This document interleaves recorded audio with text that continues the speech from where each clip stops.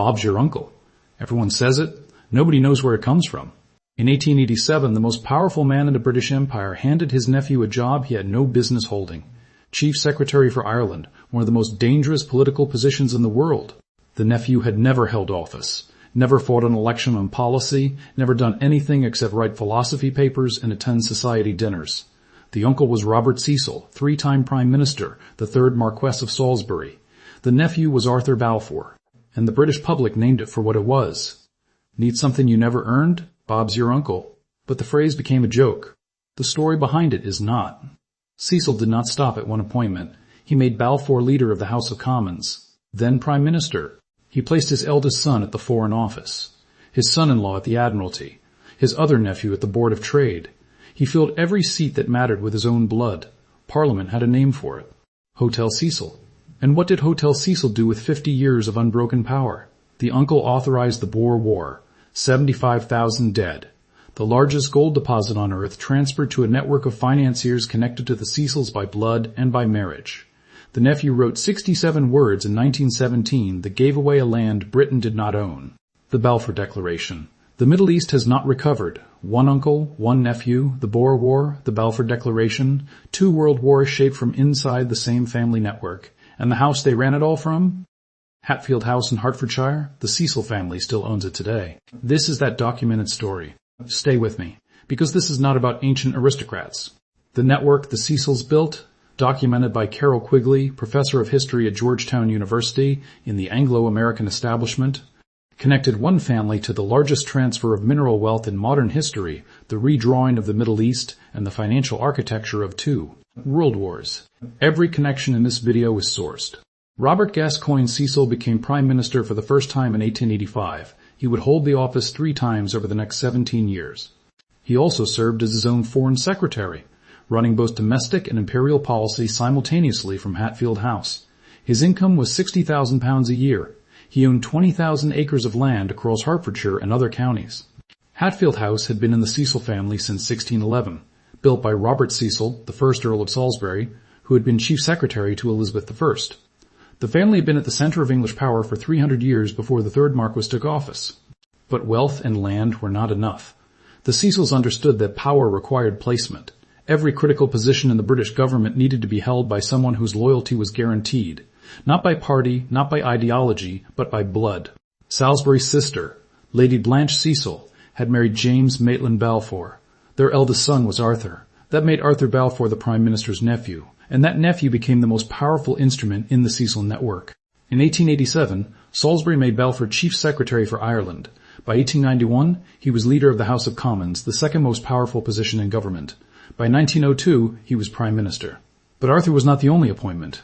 Salisbury's eldest son, Lord Cranborne, was placed as Under-Secretary at the Foreign Office, reporting directly to the Foreign Secretary, who was Salisbury himself. Salisbury's daughter Maud had married William Palmer, the 2nd Earl of Selborne. Selborne was made First Lord of the Admiralty, in charge of the most powerful navy on earth. Arthur Balfour's younger brother Gerald was made Chief Secretary for Ireland after Arthur, then moved to the Board of Trade. The Spectator, one of Britain's most respected journals, counted the relatives and published the number. The government was so packed with Cecil family members that the press gave it a name that stuck, Hotel Cecil. The joke was not subtle. A hotel had recently opened in London on the site of the old Cecil family townhouse. The government, the press implied, was run from the same address. Carroll Quigley, professor of history at Georgetown University, spent 20 years studying this network.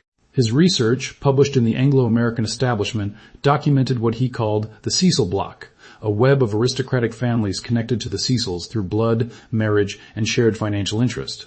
The Balfours, the Palmers, the Cavendishes, the Littletons, the Wyndhams, families that controlled land, capital, and political appointments across both parties. This was not a conspiracy, it was a system. Documented in Hansard, visible in the appointment records, traceable through the marriage registers of the English aristocracy, and it was not limited to government positions. The Cavendishes, Dukes of Devonshire, were one of the wealthiest landowning families in England. They were connected to the Cecils through the political alliance and through the broader social network that Quigley documented. Lord Selborne, Salisbury's son-in-law at the Admiralty, had previously served as Joseph Chamberlain's Under-Secretary at the Colonial Office. Chamberlain himself controlled colonial policy. The network reached into every department that mattered for imperial expansion. The Foreign Office, the Colonial Office, the Admiralty, the Treasury, and it reached beyond government. Salisbury's son Robert, Lord Robert Cecil, would later become one of the architects of the League of Nations and win the Nobel Peace Prize in 1937. Another son, Lord William Cecil, became Bishop of Exeter. Lord Hugh Cecil became one of the most prominent conservative voices in Parliament and a close personal friend of Winston Churchill. Churchill was best man at Hugh Cecil's wedding. The family did not simply occupy the government. It occupied the church, the universities, the press, and the social institutions that shaped British public opinion. And every branch of the family tree led back to Hatfield House. And in 1897, the Cecil Bloc made its most consequential decision.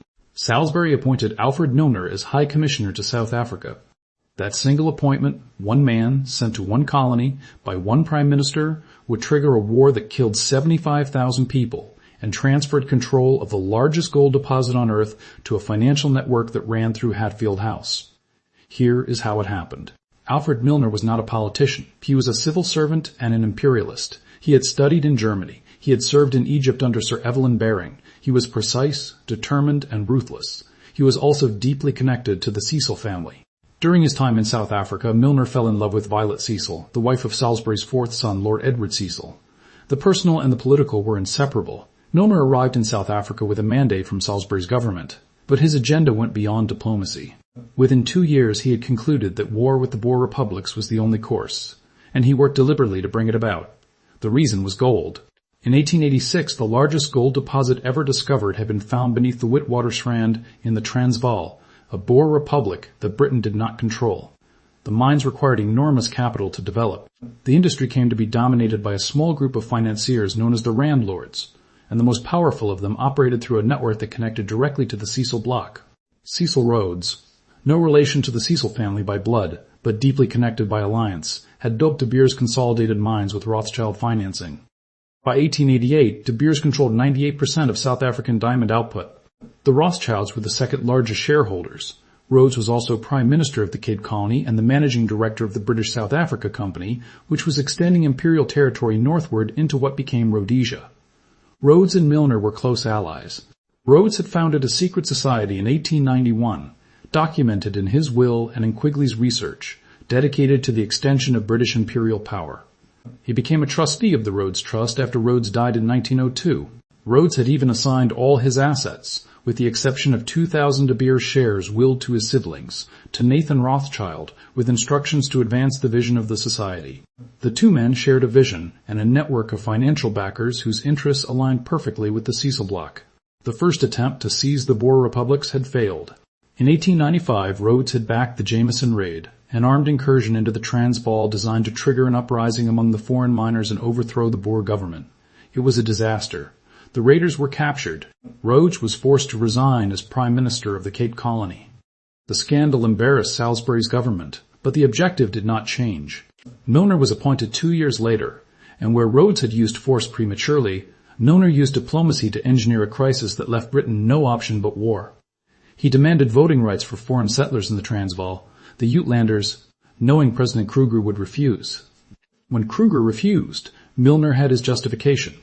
When the Boer War broke out in October 1899, it was Salisbury's government that authorised it. Milner had engineered the diplomatic failure that made it inevitable.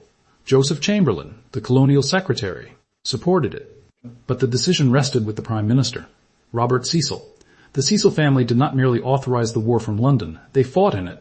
Salisbury's eldest son, Lord Cranborne, the same man who held the Under-Secretary position at the Foreign Office, commanded a battalion of the Hertfordshire militia in South Africa. He sailed from Queenstown in February 1900 with 24 officers and 483 men. He received the Queen's South Africa Medal and was appointed Companion of the Order of the Bath for his service. The war lasted 3 years. It killed over 75,000 people, including 28,000 Boer women and children who died in British concentration camps. 450,000 British soldiers were deployed. It was the most expensive war Britain had fought since the Napoleonic era. When it ended, the Boer republics were absorbed into the British Empire. The gold mines of the Witwatersrand, the richest on earth, came under British financial control. The network of mining houses connected to Rhodes, to the Rothschilds, and through Milner to the Cecil Bloc, gained access to a resource that would underwrite British imperial finance for the next half-century. Milner stayed in South Africa as High Commissioner. He recruited a group of young, Oxford-educated men to help him administer the new territories. They became known as Milner's Kindergarten. They worked to reconcile Boers and Britons by seizing upon racial difference as a means of uniting the white population against the black majority. The 1913 Natives Land Act, which prohibited black South Africans from owning or renting land beyond 7% of the country's area, was a direct product of the settlement the Kindergarten helped design. And the personal connection between Milner and the Cecil family deepened further. Lord Edward Cecil, Salisbury's fourth son, had served in the Boer War and remained in South Africa. His wife Violet had fallen in love with Milner during the war years. After Edward Cecil died in 1918, Milner married Violet. The man Salisbury had appointed to South Africa became, formally and legally, a member of the Cecil family. Rhodes himself had died in 1902, the same year the Boer War ended. In his will, a public document, he left instructions for the continuation of his vision. His assets, with the exception of 2,000 De Beers shares, willed to his siblings, were placed in a trust. The Rhodes Scholarships were established to bring young men from the British Dominions, the United States, and Germany to Oxford, to train them in the worldview of the network. The Rhodes Trust records are held at the Bodleian Library in Oxford. Milner served as a trustee. The scholarships still exist today. The Witwaters Rand gold mines, the prize the war had been fought to secure, would produce over 40% of the world's gold output for the next half-century. The financial infrastructure built around them, the mining houses, the banks, the investment networks, generated wealth that flowed back through London, through the same institutions and families that had authorized the war. South Africa's gold underpinned the British gold standard and financed British imperial expansion well into the 20th century. They would later rename themselves the Round Table, and the Round Table would become the mechanism through which the Cecil network shaped the next war, and the declaration that followed it. One uncle appointed one man to South Africa. That appointment produced a war, a gold transfer, and a network that would operate for the next 50 years. If you are seeing connections to videos you have already watched on this channel, the Boer War, the Balfour Declaration, Churchill, that is not coincidence. It is the same network. Tell me in the comments which video brought you here. The Boer War made the Cecil network rich, but the Balfour Declaration, written by the nephew, drafted by the network, and issued from an office held by another Cecil, would reshape the world. Here is the direct line from Hatfield House to the Middle East. When the First World War began in 1914, the Cecil network was no longer in government. Balfour had lost the premiership in 1905. Salisbury had died in 1903. The Liberal Party held power. But the network had not dissolved. It had evolved. Milner's Kindergarten, the young men he had recruited in South Africa, had returned to England and formed the Round Table. They published a journal. They held meetings at country houses, including Hatfield House, still owned by the Cecil family, and Cliveden, owned by the Astors, who had married into the network. They maintained connections across both political parties. When Lloyd George formed his war cabinet in December 1916, the network returned to power. Milner himself was brought into the war cabinet, one of only 5 members. Arthur Balfour was moved from the Admiralty to the Foreign Office. The position his uncle had once held simultaneously with the premiership. And at the Foreign Office, Balfour's assistant was Lord Robert Cecil, Salisbury's own son. Another Cecil, in another critical seat, at another critical moment. The Round Table members were embedded throughout the war administration. Philip Kerr, later Lord Lothian, served as Lloyd George's private secretary. Leopold Amory and Mark Sykes served as assistant secretaries to the war cabinet. Edwin Montague, a strongly anti-Zionist Jewish member of the cabinet, was supposed to have had Sykes's position. He was vetoed.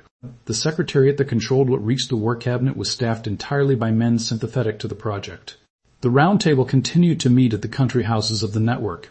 At Hatfield House, at Lord Lothian's estate, at Cliveden, the Astor family home where Waldorf Astor had married into the group. Philip Kerr became close friends with Astor. R. H. Brand, another kindergarten member, married into the Astor family. The personal and the political were inseparable at every level.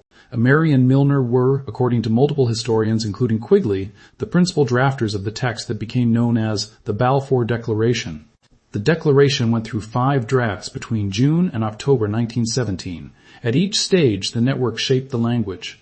At the first meeting of the new war cabinet in March 1917, Balfour declared, "These are his recorded words. I am a Zionist, but I do not know whether anybody else is." Milner answered, "It is impossible to go into that now." From that point, work proceeded behind closed doors. Chaim Weizmann, the Zionist leader, recognized that the key to securing the declaration was not Jewish lobbying alone. It was the Gentile Zionists who would carry the day. He identified Arthur Balfour, Lord Milner, Lord Lothian, and Lord Robert Cecil as the critical supporters. Every name on that list was either a Cecil or a member of the network the Cecils had built. Weizmann himself later wrote that to Robert Cecil, the re-establishment of a Jewish homeland in Palestine and the organization of the world in a great federation were complementary features in the next step in the management of human affairs. Cecil saw Palestine as part of a larger imperial architecture, not as a standalone commitment. On the 2nd of November 1917, Arthur Balfour, the nephew Robert Cecil had made Chief Secretary for Ireland 30 years earlier, signed a letter to Lord Walter Rothschild. 67 words. His Majesty's government view with favor the establishment in Palestine of a national home for the Jewish people. The letter was sent to the Zionist Federation. It was not sent to a single Arab official in Palestine. Edwin Montagu, the only Jewish member of the cabinet, had fought desperately to block it. He wrote a memo titled The Anti-Semitism of the Present Government. He tried to convince Robert Cecil, Salisbury's son, then acting Secretary for Foreign Affairs, to intervene. Robert Cecil was himself a member of the Round Table. He did not intervene. 1 month after the declaration was issued, British troops marched into Jerusalem. The Balfour Declaration did not emerge from nowhere. It emerged from a network built over 30 years. From an uncle's first appointment of his nephew, through a war in South Africa, through a group of young men recruited by a high commissioner who was in love with a Cecil, through a round table that met in Cecil houses, to a letter signed by a Cecil nephew from an office staffed by a Cecil son. And the network did not end there. The 5th Marquess of Salisbury, Salisbury's grandson, went on to serve in the governments of Winston Churchill, Anthony Eden, and Harold Macmillan. As Lord President of the Council and leader of the House of Lords through the 1950s, he was one of the most powerful politicians in post-war Britain. The Cecil family's influence did not die with the 3rd Marquess. It continued through the next 2 generations. The documented line runs from Hatfield House to Jerusalem, and beyond. Every connection is in the public record. The official account of British imperial history treats these events as separate chapters. The Boer War is taught as a colonial conflict. The Balfour Declaration is taught as a wartime diplomatic gesture. The Round Table is a footnote. The Cecil family is barely mentioned. The paper trail tells a different story. Carroll Quigley spent 20 years at Georgetown University documenting what he called the Cecil Bloc and its extension through the Milner Group into the Round Table. His research, published in the Anglo-American Establishment, traces the personnel, the marriages, the appointments, and the financial connections that linked one family to 50 years of British imperial decision-making. The Hansard parliamentary records contain every appointment Salisbury made: Chief Secretary for Ireland, his nephew; Leader of the House of Commons, his nephew; Under Secretary at the Foreign Office, his eldest son; First Lord of the Admiralty, his son-in-law; Board of Trade, his nephew's brother. The appointments are not hidden. They were debated in Parliament. The press named the government Hotel Cecil, and nobody denied it. The Rhodes Trust records, held at the Bodleian Library in Oxford, document Milner's role as trustee, his recruitment of the kindergarten, and the formation of the Round Table. The War Cabinet records of 1917 document Balfour's declaration of Zionism at the first meeting, Milner's involvement in drafting the declaration, and Robert Cecil's position as acting Foreign Secretary during the critical months. The marriage registers document Lady Blanche Cecil marrying James Balfour, producing the nephew who would write the declaration; Lady Maud Cecil marrying Lord Selborne, who controlled the Admiralty; Milner's relationship with Violet Cecil, the wife of Salisbury's son. Andrew Roberts, Salisbury's biographer, documented his income at £60,000 a year, his 20,000 acres, and his simultaneous control of both the Premiership and the Foreign Office. The Victorian Titan, Roberts' biography, lays out the political machinery in detail. The Cecils did not operate in secret. They operated in plain sight. The joke was public. The phrase entered the language. "Bob's your uncle." Everyone laughed. Nobody followed the money. The network's influence extended beyond the family itself into institutions it helped create.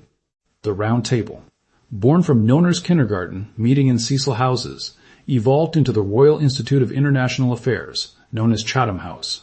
Founded in 1920, Chatham House became one of the most influential policy think tanks in the world. Its founding members included Round Table veterans. Its early meetings were held in the same circles. The institution that shapes British foreign policy debate to this day grew from the same network that produced the Boer War and the Balfour Declaration. And the personal connections ran deeper than policy. Lord Hugh Cecil, Salisbury's youngest son, was Winston Churchill's closest friend during the early years of Churchill's political career. Churchill was best man at Hugh Cecil's wedding. Hugh Cecil and his group of conservative allies were known as the Hooligans. Churchill moved in Cecil circles before he moved anywhere else in British politics. The man who would lead Britain through the Second World War was, in his formative political years, a product of the Cecil social network. One family, 300 years in one house, 3 wars. One declaration that redrew the Middle East. A network that connected South African gold to Palestinian land through the drawing rooms of Hertfordshire. An institutional legacy that runs through Chatham House, the Rhodes Scholarships, and the architecture of British foreign policy. And Hatfield House. The 400-year-old house where the decisions were made, where the Round Table met, where the appointments were planned, is still owned by the 7th Marquess of Salisbury. The family estate company, Gascoigne Estates, still manages the land and property interests of the Cecil family. It is open to visitors. You can walk through the rooms where the 20th century was shaped by one family that most people have never heard of. The documents are not classified. The appointments are in Hansard. The marriages are in the registers. The network is in Quigley. The biography is in Roberts. The only thing missing is the question nobody asks. How did one family hold this much power for this long, and why does nobody teach it? Subscribe if that question stays with you. And tell me, where are you watching this from? If you haven't seen it yet, watch the video on how the Rothschilds financed the Boer War. The same network, the same gold, a different angle on the same story. And if you want to see how the same patterns that built empires in the 19th century are still destroying billion-dollar companies today, check out my new channel, Billion to Bust. Link in the description. I'll see you in the next one.